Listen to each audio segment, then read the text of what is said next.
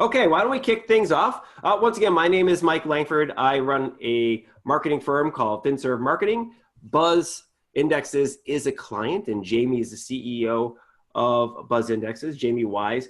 Really interesting story. Jamie and I met a few years ago at an event called Stocktoberfest, which is all about social investing, right? How people interact using social media and other social behaviors and how that drives the markets. And so we had this really vibrant conversation at that conference. And I was immediately just taken with how exciting it was with what he was building. And I'm not going to ruin any of Jamie's thunder here, but basically, they're looking at the market, they're looking at what people are talking about, and they're analyzing that data and creating something really special and really unique. So I think you're gonna get a lot out of it. As we dive in here, you can follow along on Twitter. You can tweet things out. Use the hashtag $BUZ if you want to chat about Buzz and the Buzz Index. You can also follow Buzz Indexes on Twitter at Buzz Indexes, all one word together. So if you want to follow them, see what's happening, see any updates that are coming forward from the brand, you'll find Buzz Indexes on Twitter, Facebook, and LinkedIn. So feel free to follow them everywhere. Jamie himself is also on all of those networks as well. So feel free to follow Jamie. So without further ado, let's turn it over to Jamie. He's going to teach us a little bit about how they use AI to create something really special from the markets. Hey, thanks so much, Mike. I appreciate it. Good afternoon, everyone. Thank you for taking time out of your day to engage in what will be a fun sort of presentation and then discussion around some of the concepts, myths, and realities that surround the use of artificial intelligence in portfolio management and building investment portfolios. So we've all heard how artificial intelligence or machine learning and the use of alternative data sets will be changing the investment landscape in the years ahead.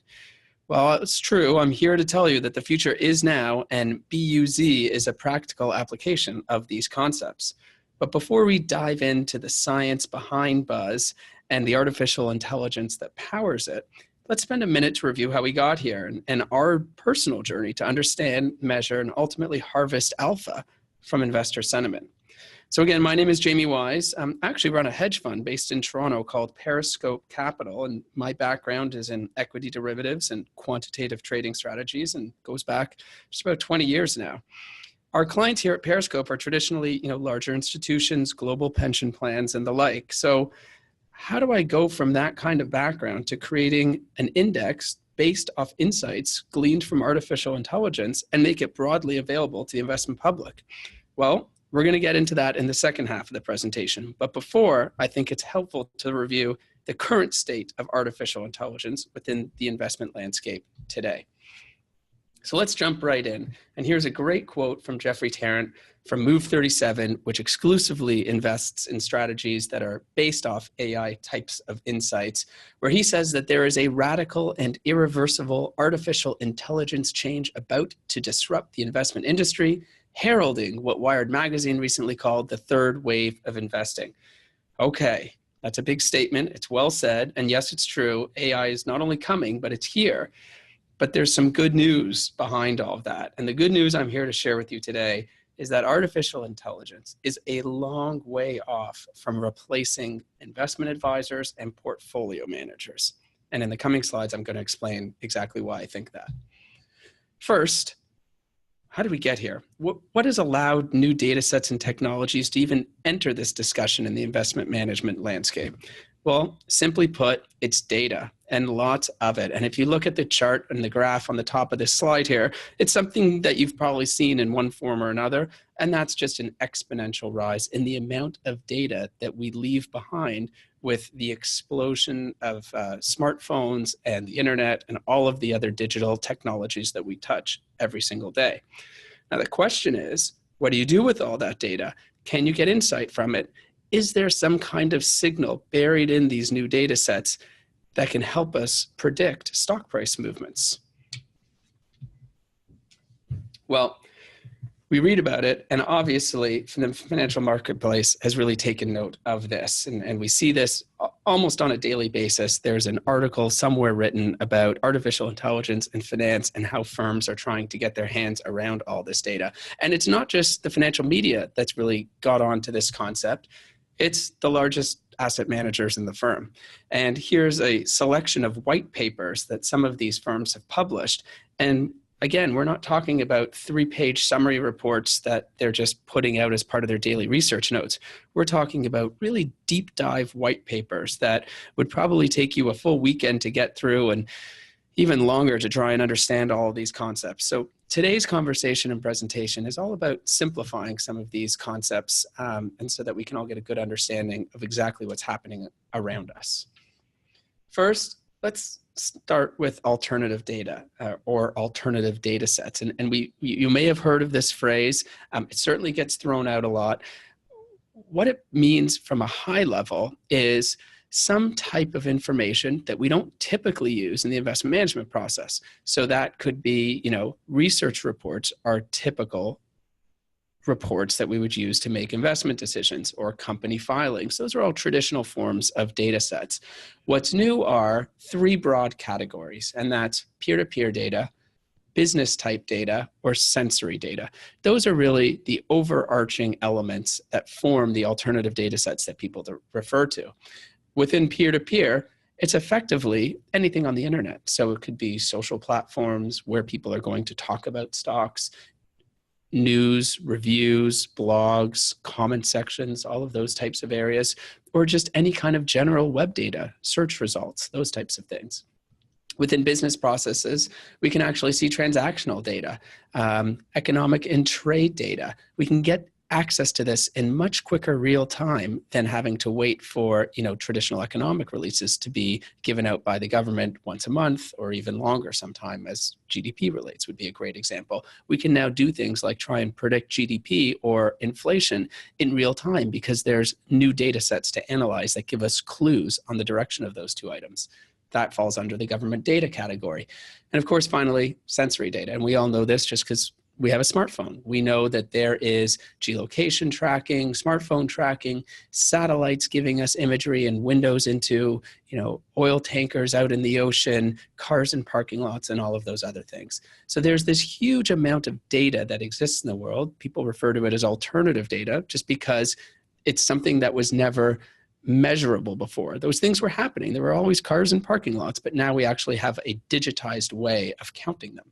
And we can achieve this through really big advances in the methods of analysis. And we'll talk about some of these, machine learning and artificial intelligence, and in the actual chips themselves. So the graphic processors, the GPUs, really the heart of what allows our ability to use machines to ingest all of this data and make sense of it in one way or another. If there's one slide that I'd like you to take away from today's discussion, this is it. There's 2 different approaches and 2 different really thinking around artificial intelligence, both in real world applications and with respect to finance.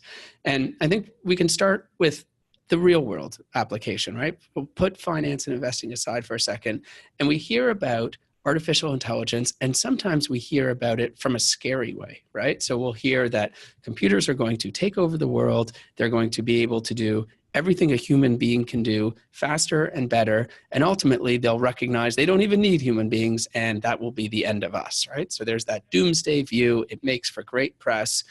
That's called general artificial intelligence. That's this all-knowing entity or algorithm that can achieve that.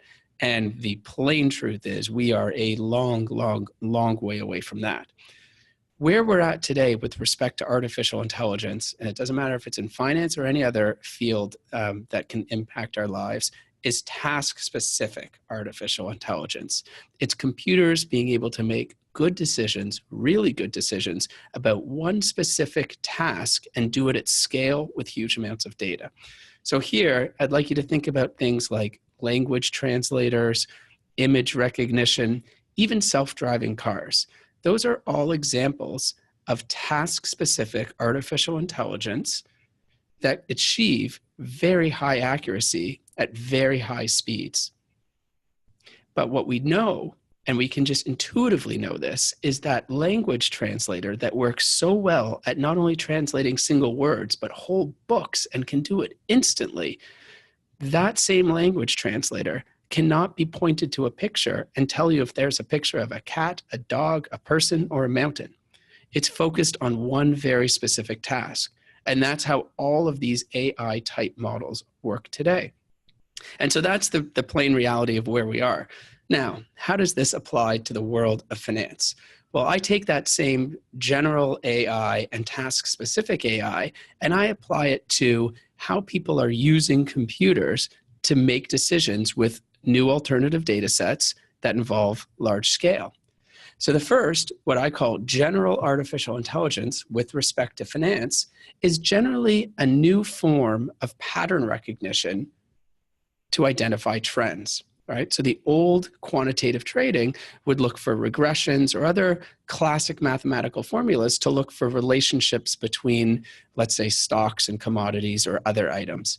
Today, because there's so much data, we can put stock price history, alternative data set information, all of these things that you can imagine into these neural net deep learning models, and they can uncover on their own patterns that we wouldn't be able to recognize. So they're optimized. Those types of strategies then become optimized. So I'm going to put in a whole bunch of stock price data, maybe a whole bunch of satellite data, and some transactional credit card data. And I'm going to ask the computer to solve for a portfolio that will give me maybe the best Sharpe ratio, the lowest drawdown, some type of portfolio attribute. The key issue facing general AI in portfolio construction is that there's no transparency with respect to the decision-making process, because the decisions that are made and the patterns that are recognized consistently evolve over time, and they're not a rules-based approach like traditional programming. It's not an if this happens and this happens, then do this, where you can retrace your steps through a decision tree to understand why an algorithm actually chose a stock. In some ways, the power of not knowing the patterns that the computer is able to identify, those are the same powers that actually work really well for image recognition and language translation. They may or may not work really well for stock picking, but you can't pick apart the process. Task-specific artificial intelligence with respect to investing is like language translation and image recognition. We're asking an algorithm to do one specific task for us to augment our portfolio construction process. So there's a huge amount of data. We'd like the computer to help us make sense of that data, and then a human being can set some overall rules on using the output from that process to help make better investing decisions. Task-specific artificial intelligence, as a side note, we'll get into it, is really the backbone behind what we do here at Buzz, and it all revolves around investor sentiment. So we'll do a little market overview now. Who is using artificial intelligence in their investing? Naturally, it starts with hedge funds. It started with us as a hedge fund as well. Over 5 years ago, we began this research process. We're quantitatively oriented. We're open and flexible and a little bit more nimble to these new ideas. Some of the larger quant funds that you may be familiar with are listed here, but certainly early adopters traditionally are hedge funds. And then it transitions. And we see a couple of traditional asset managers getting involved in artificial intelligence-based strategies. But interestingly enough, they're global players and not really in North America yet. So the North American asset manager, the traditional mutual fund, Fidelity, is not incorporating these types of technologies yet. You can be rest assured they're thinking about it, but it hasn't come. The first one, actually, to offer these types of products in a mutual fund format was a South African-based firm named Sanlam Global Investments. And they use neural net models and artificial intelligence frameworks to look for what I mentioned earlier in the general sense, the relationship of stock price movements to varying forms of measurements of risk that could incur in the market as sort of a risk-on, risk-off model. Another way of generating a signal for that. Acadis, which is a German-based wealth manager, also has a slightly different approach. They're also looking at the relationship between stock prices and other data sets. But in this case, they have a deep internal database of 15 years worth of proprietary research. And they were looking for what kind of insights could this algorithm find in relationships could it find by comparing actual performance with the insights that they were recording as part of their traditional fundamental research. So that's how they use artificial intelligence-based technologies. And of course, the ETF market has taken note as well. BUZ, which is our sentiment-oriented index, was licensed to Alps Advisors for use in an ETF way back in 2016. And I'm saying way back because it seems like a long time ago. It's actually almost 2 years ago to the day. So we're just hitting our 2-year anniversary. And here we use a very task-specific purpose for the artificial intelligence engine, which is just to directly measure sentiment across large cap US equities. Others have followed into the market, each with a slightly different approach. NYSE Arca listed AIAQ is basically looking for optimizing a portfolio that combines both fundamental, technical, and proprietary analysis to find signals in all of that data. In Canada, there's actually a couple that are listed. Mind is interesting in that they deploy their allocations into sector-based ETFs through the use of an algorithm.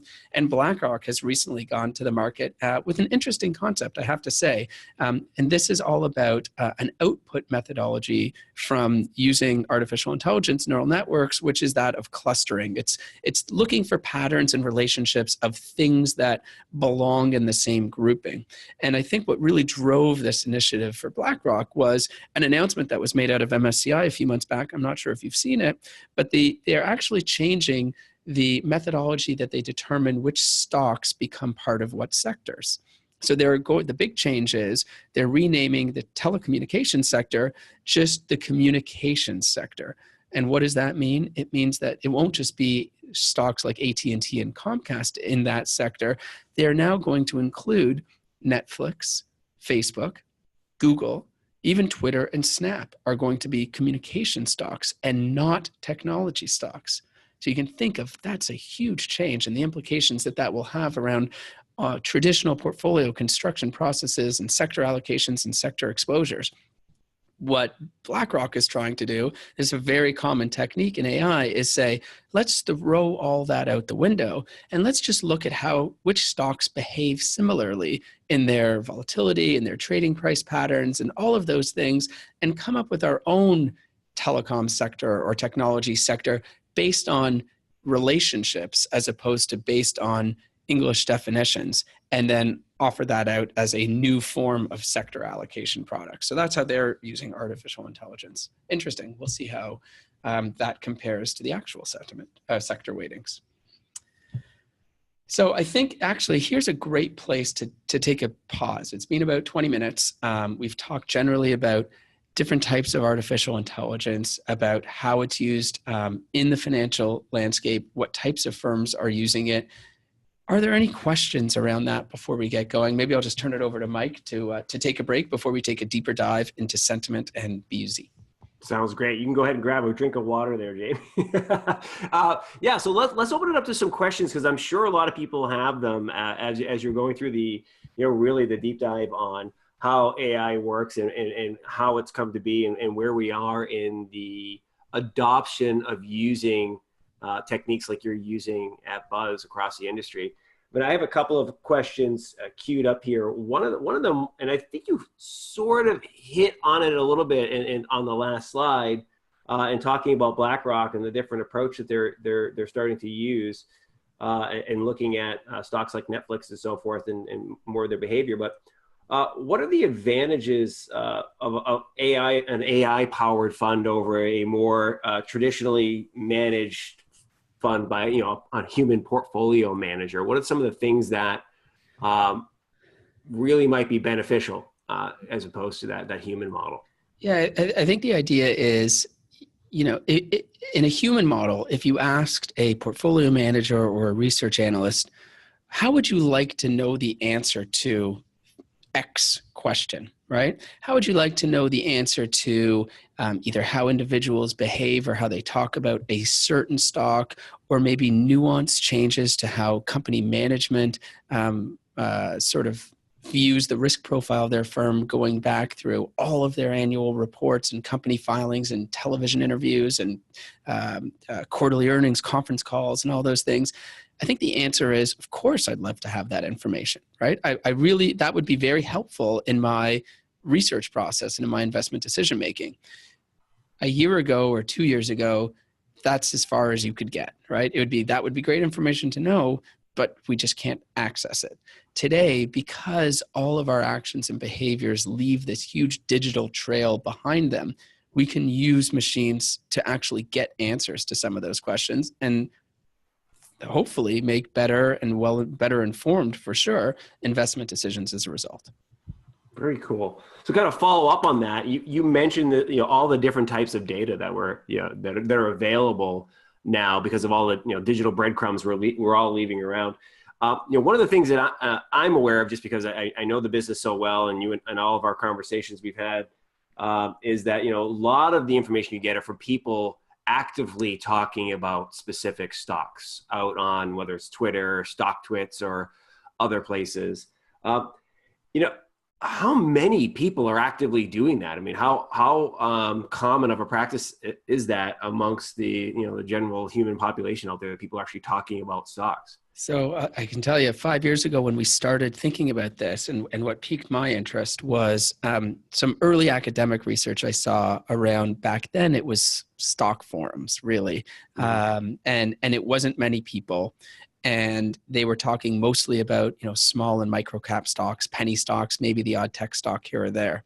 But what I believed at the time, and what's actually come to bear, and it's now, we'll measure it in the tens of millions of posts that we're able to sort of analyze for sentiment on a monthly basis.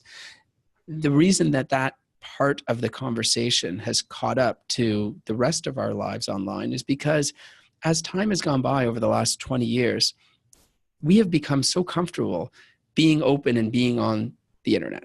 It started with sharing information about our personal lives and engaging with our friends and our social networks, quickly, transformed into sharing our opinions about consumer products and restaurants and hotels and vacation spots and all of those things that were a part of our lives that we wanted to share with people so we could engage with them, get feedback, get opinions, make better informed decisions. I'm going to eat. Where's a good place? And it's not just because one reviewer told me it's a good place. I see 5,000 reviews, and we've learned to sort of trust that review process. It's pretty simple. If you go to the App Store and download an app that's been downloaded 1 million times and has a 5-star rating, there's probably some utility in that app for you. It's probably pretty good. Same goes for Amazon product reviews, Netflix reviews, whatever the case may be.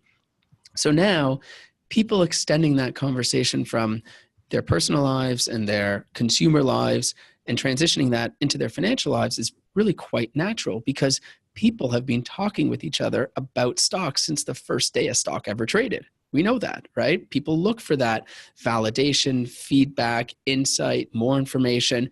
And why rely on one investment advisor? Why rely just on that friend you're out for dinner with and talking about stocks? You can get so much more insight by being part of a community. And that's what we're all looking to do here.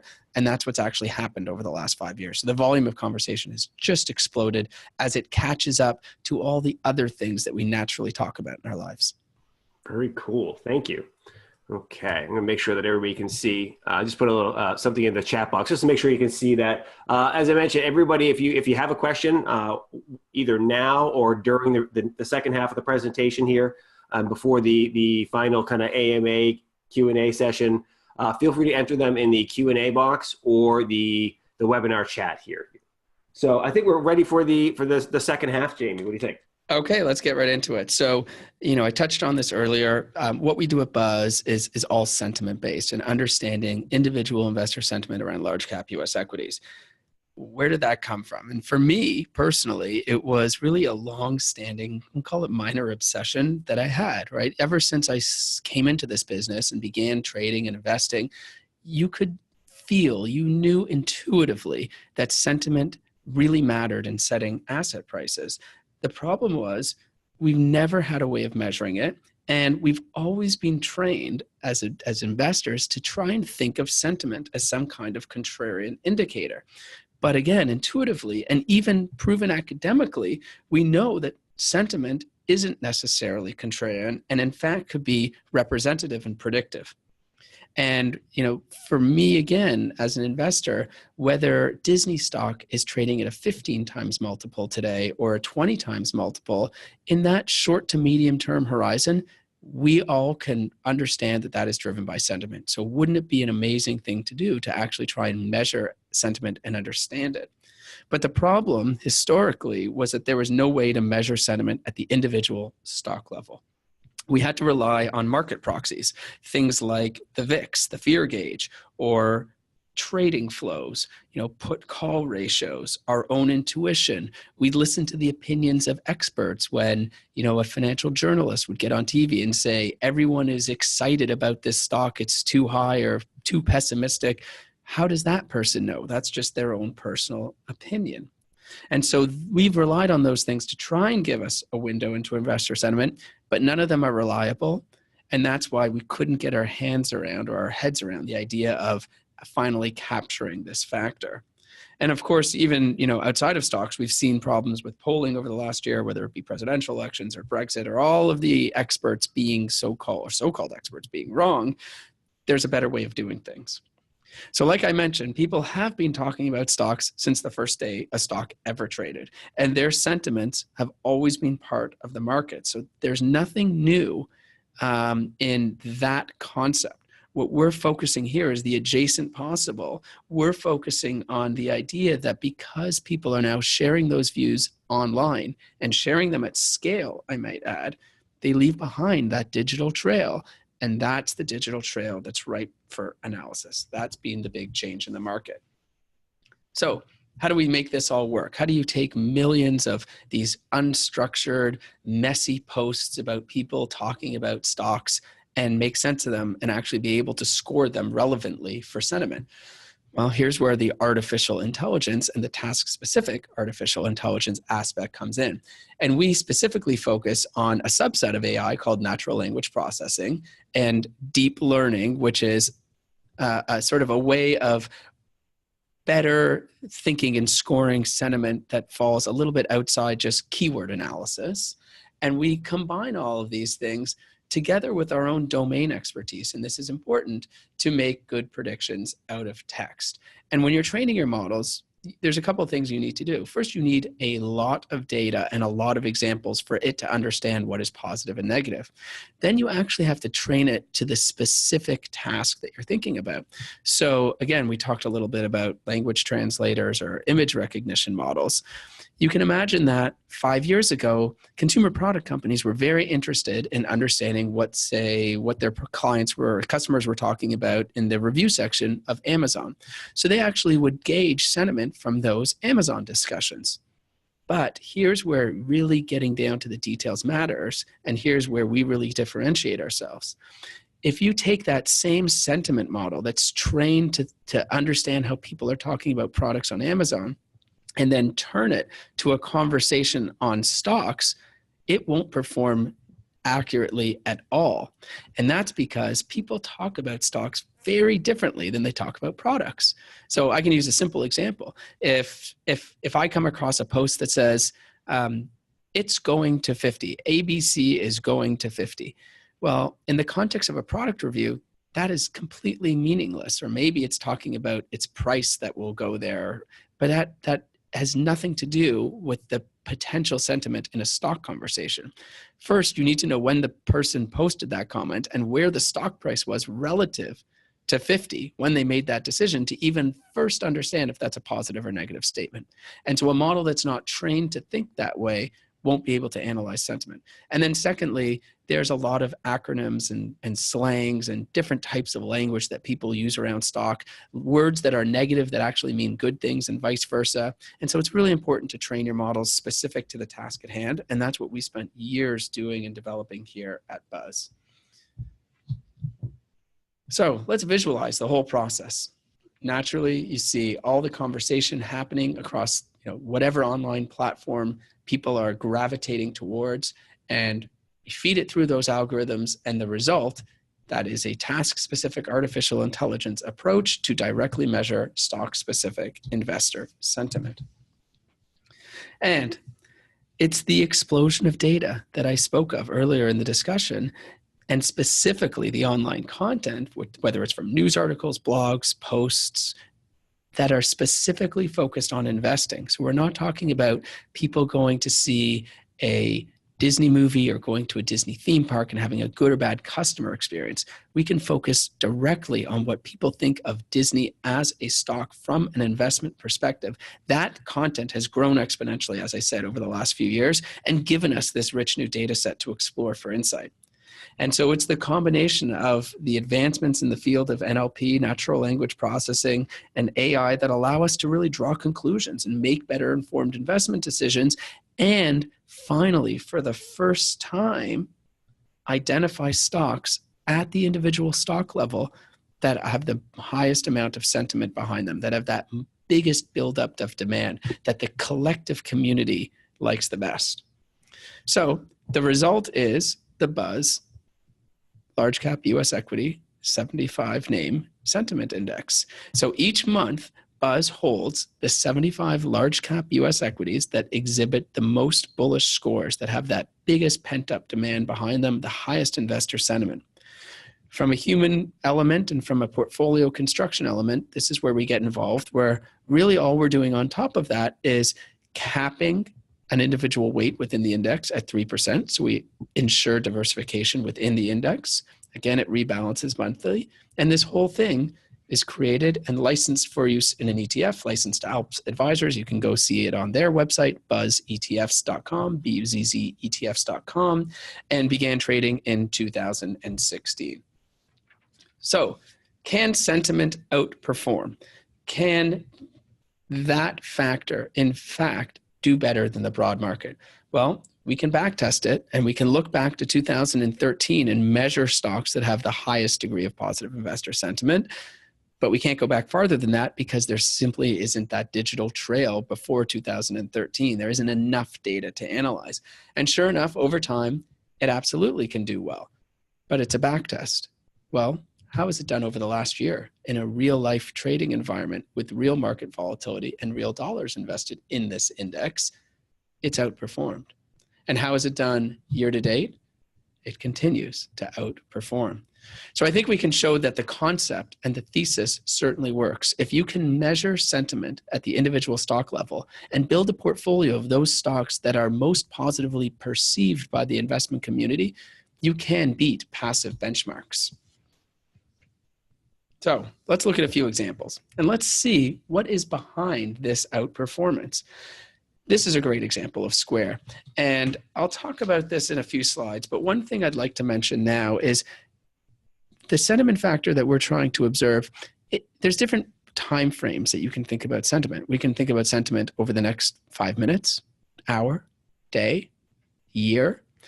What we're trying to capture isn't the very short-term changes in sentiment. We know there's a lot of short-term ups and downs in the market. We understand that volatility exists, and this is not a trading strategy meant to capture those short-term market moves.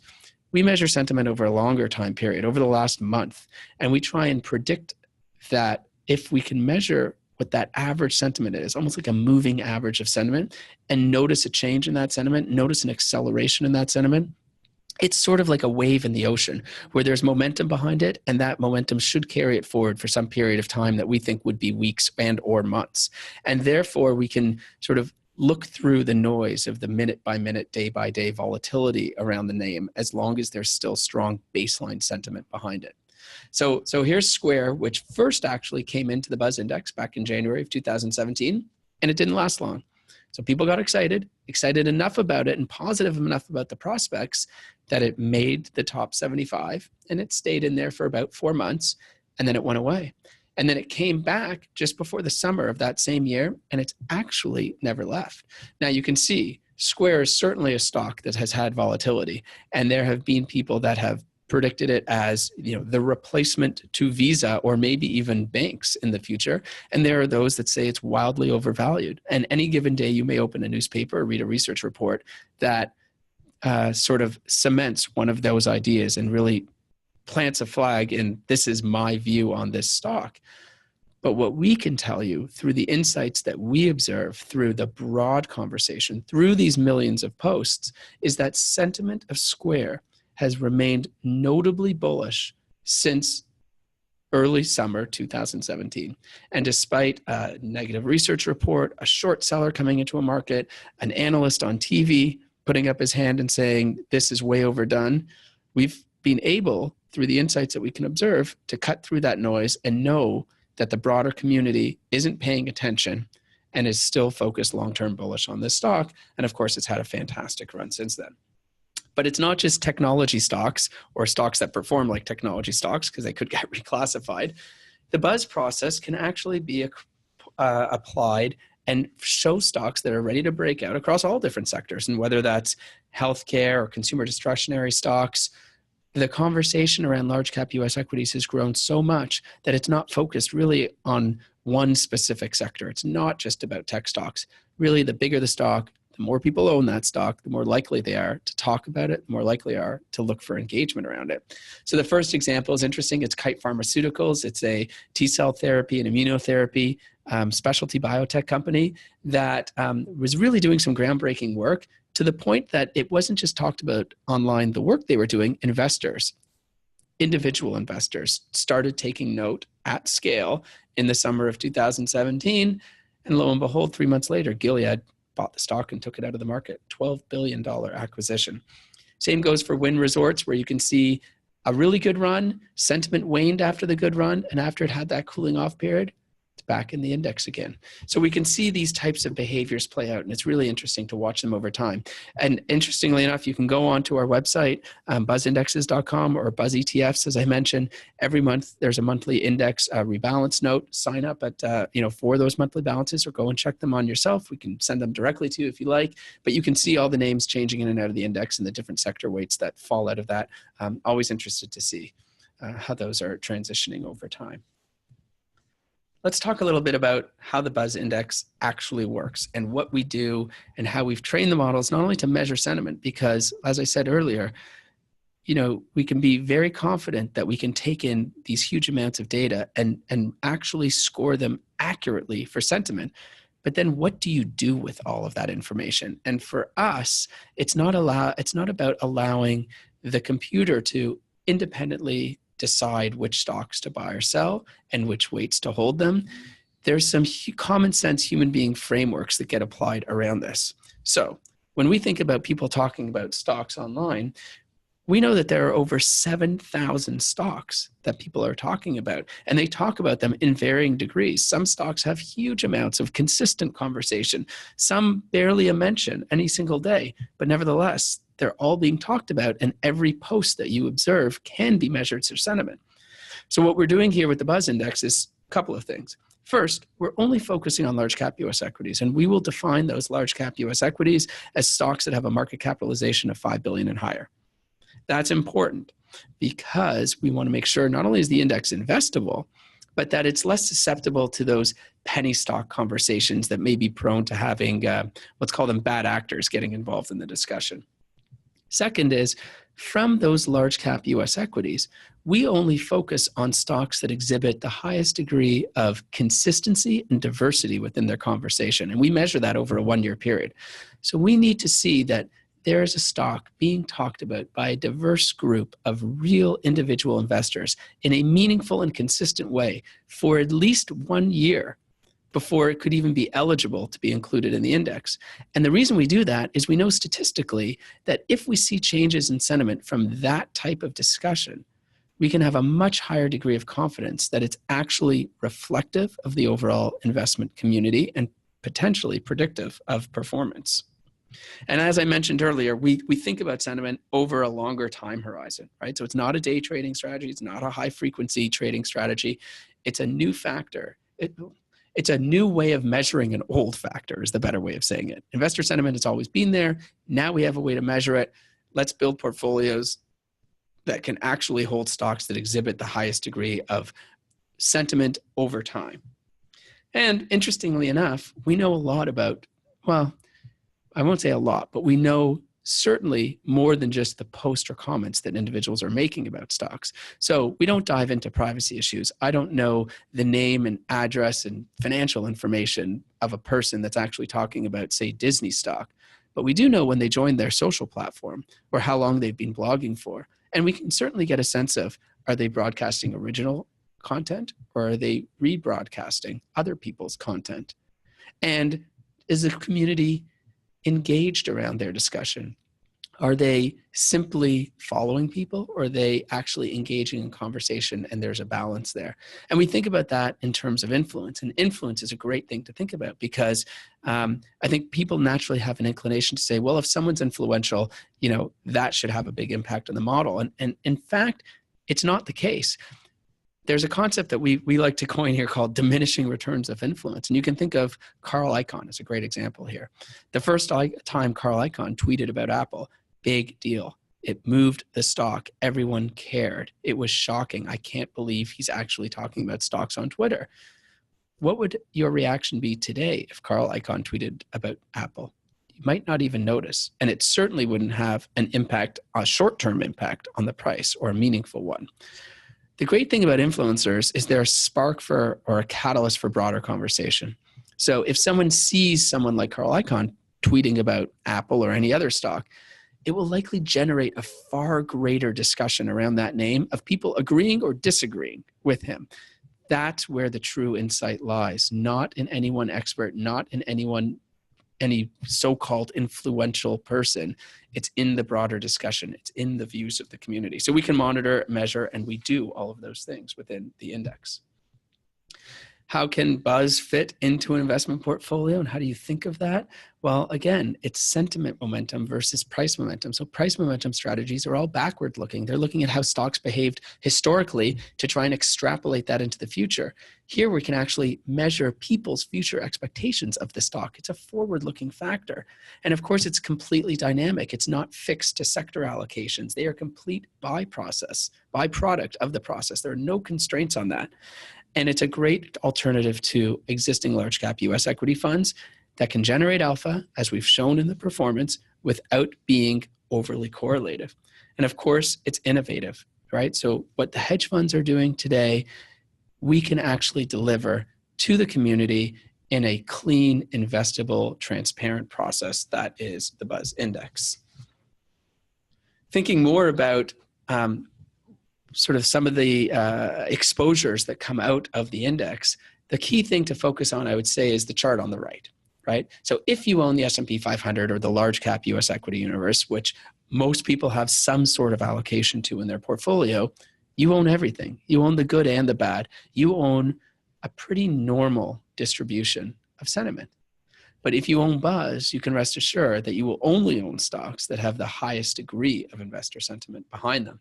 And when you look at how Buzz, the constituents, overlap with other types of large cap equity strategies that might be in your portfolio, whether it's a passive market approach for the S&P 500 or specific value or momentum strategies, there's actually quite little overlap. So it really does provide that level of diversification plus excess alpha, which gives you a overall better risk-adjusted portfolio return.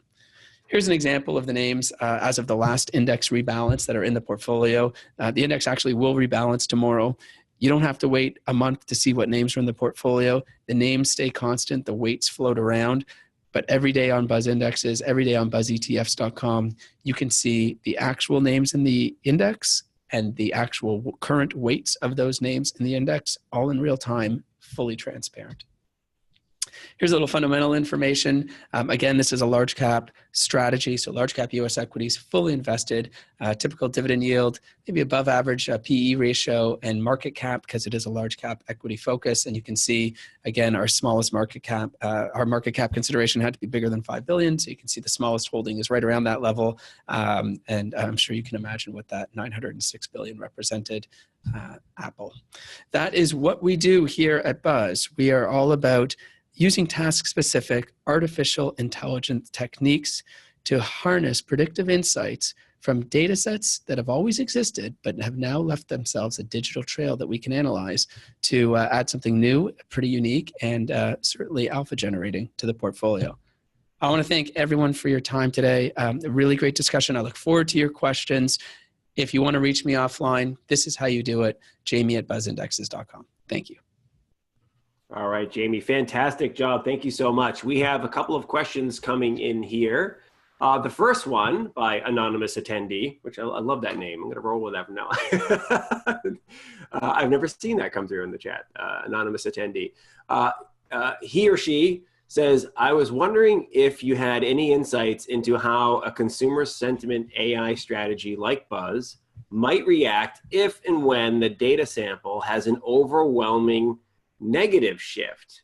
Will the securities generating the most positive sentiment in a severe bear market scenario be more representative of noise rather than true alpha?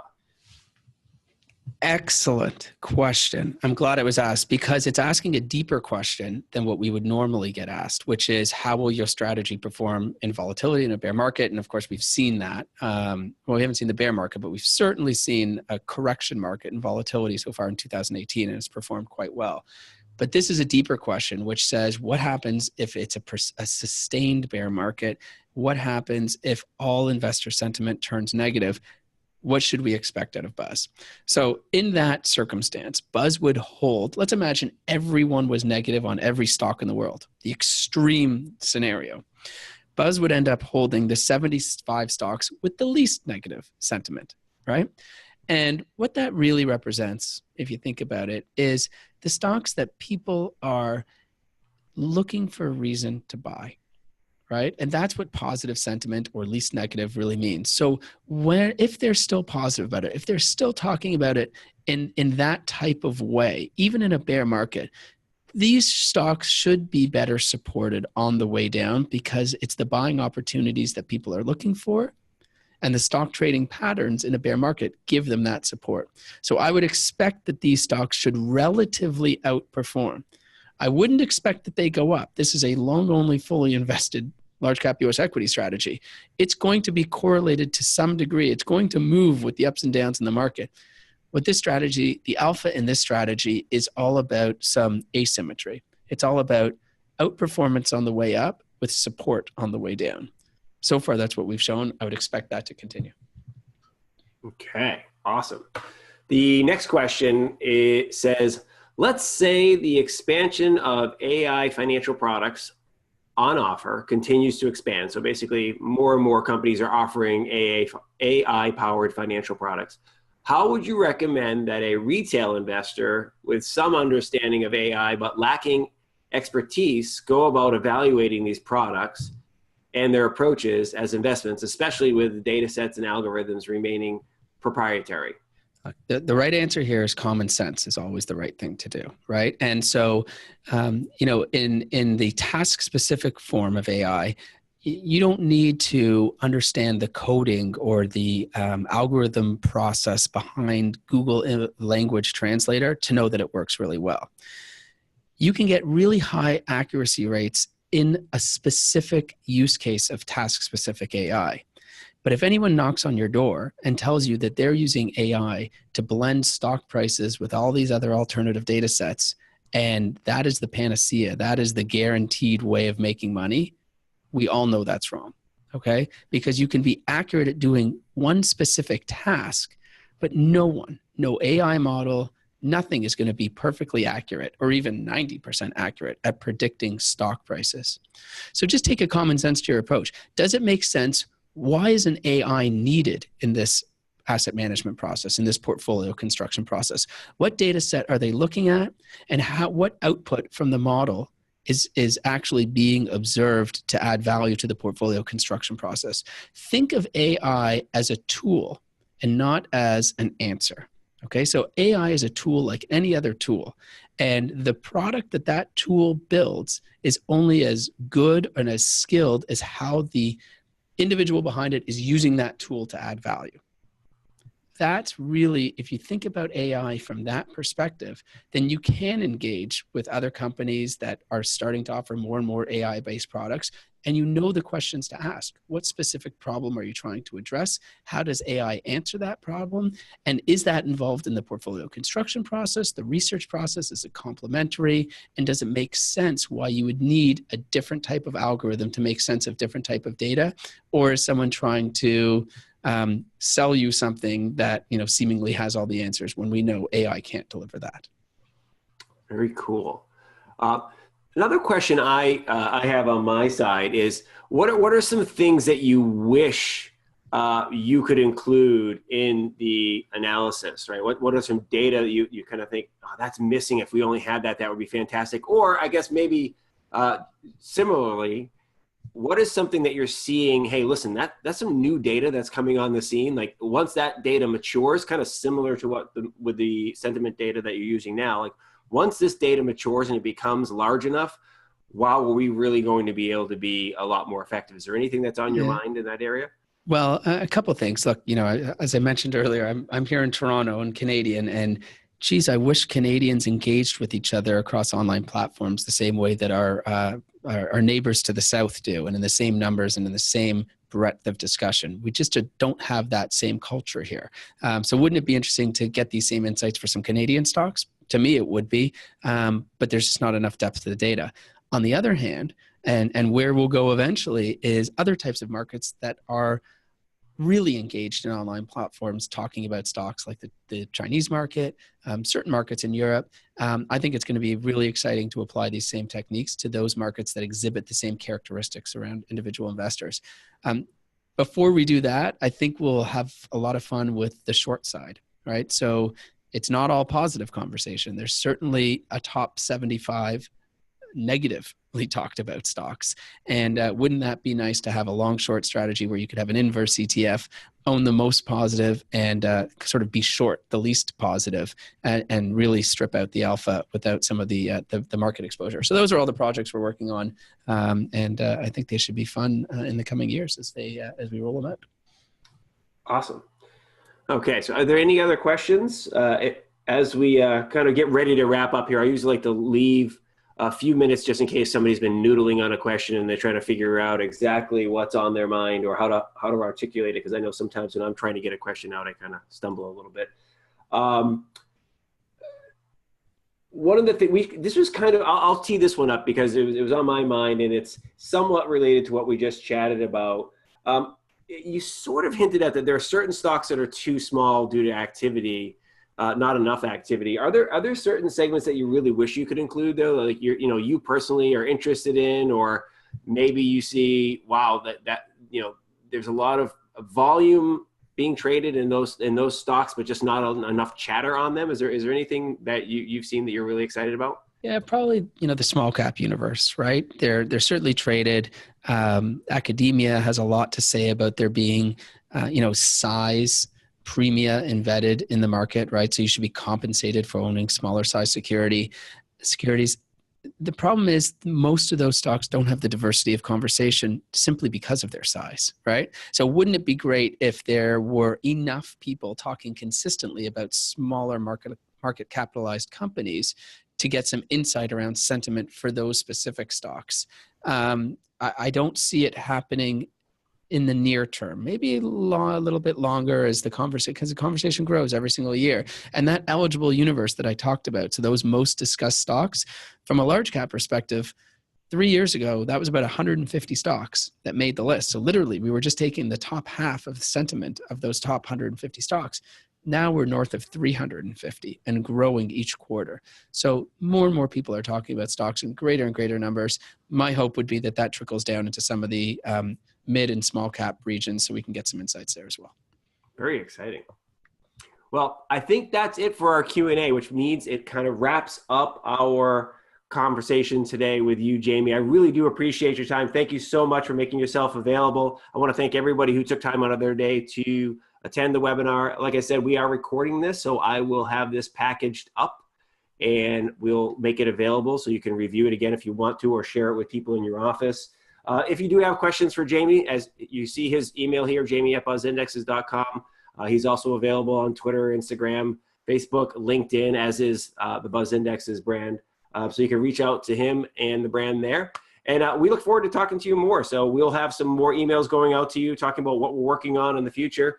There may be other webinars at some point in time if we have some other areas to cover, but keep those questions coming and we'll talk to you soon. Thank you. Thanks so much. Thank you, Mike.